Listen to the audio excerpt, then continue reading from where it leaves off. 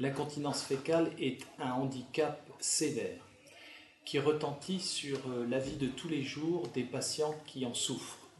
Il s'agit principalement de femmes à partir de l'âge de 50 ans et on l'incrimine dans la survenue de l'incontinence, les accouchements difficiles qui ont eu lieu des années auparavant. Une tendance à la constipation pendant de nombreuses années peut également provoquer un étirement des nerfs qui vont au plancher pelvien et avec le temps aboutir à un défaut de retenue des sels et des gaz. Il s'agit de quelque chose qui était peu avoué et qui était caché par les patients, même à leur médecin traitant. Les choses évoluent et les moyens de prise en charge de cette maladie s'améliorent.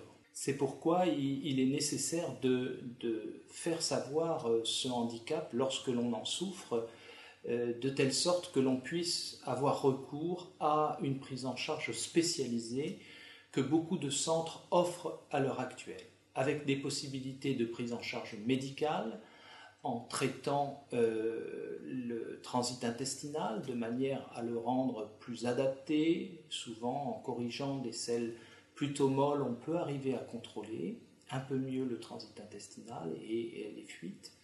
La rééducation est également très utile.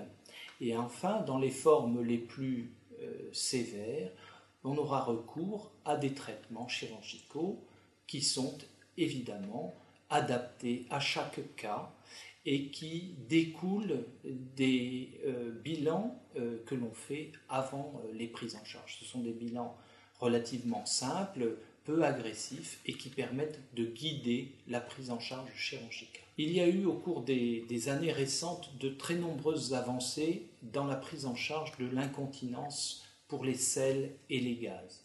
Ces techniques sont des techniques complexes qui sont la plupart du temps mises à disposition dans des centres spécialisés. Je voudrais mentionner quelques-unes de ces techniques. Il y a bien sûr maintenant des techniques de stimulation des nerfs. On parle de neurostimulation sacrée et c'est une option. On parle aussi de prothèses que l'on met autour de l'anus pour renforcer la fermeture anale.